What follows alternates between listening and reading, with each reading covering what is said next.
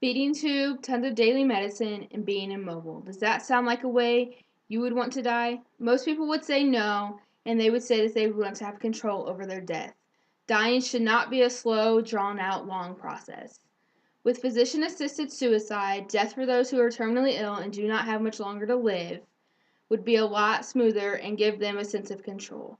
In this speech, I will be discussing why I believe physician-assisted suicide, also known as PAS, should be legal. In my opinion, physician-assisted suicide should be legal in all 50 states, and for those who are terminally ill, have a year to live, and want control over their death. According to procon.org, patient autonomy is on the pro list, and that is the first reason why I believe PAS should be legal. Every single competent person in the world who has a terminal disease should have the right to say when enough is enough. We all have feelings, emotions, and can tell when we cannot bear anymore. As shown in the article on NBC.com, Ethan Rimmel, who was a resident in the state of Washington, opted for a PAS because he did not want his family to see him suffering. All humans want to have a peaceful death while they are in the comfort of their own home and surrounded by their family. Terminally ill patients usually do not get this option because they are undergoing treatments to help stop a disease. No one should have the right to choose how someone dies.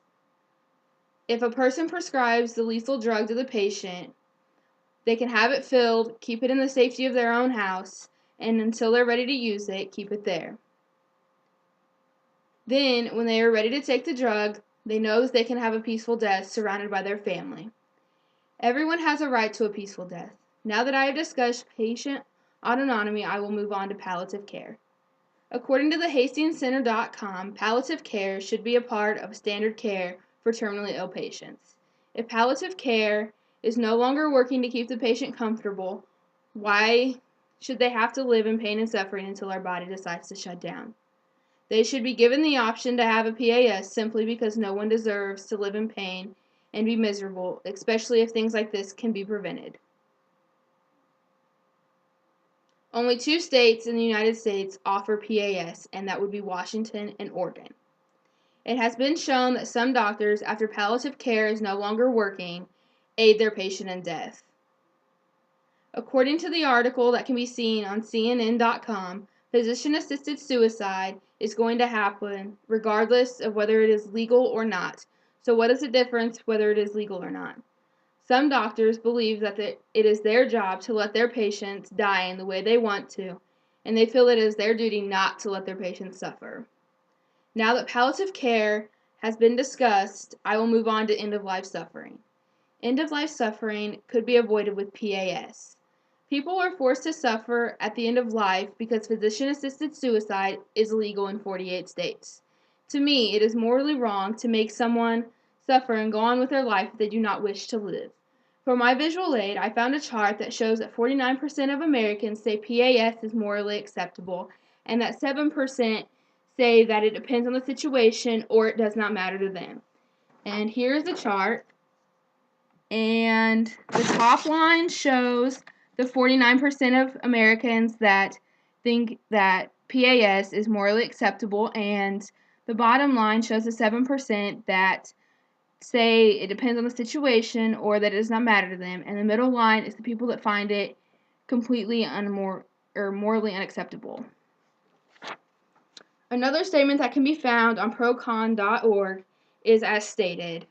It should be considered as much of a crime to make someone live who, with justification, does not wish to continue as it is to take life without consent. I completely agree with this statement, and I feel that it proves making someone live against their will is completely immoral.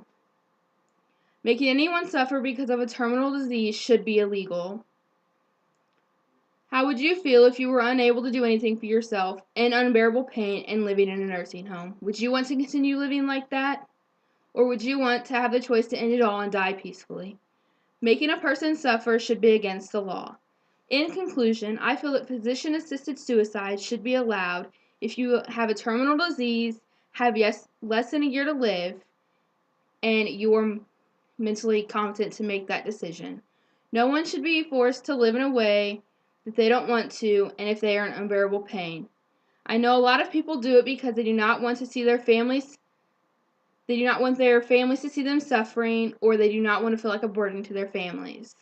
Physician-assisted suicide is only wrong if it is abused. In reality, there is nothing morally wrong with ending somebody's life if that's what they want to do. All in all, physician-assisted suicide should be available to those who meet all the qualifications for it.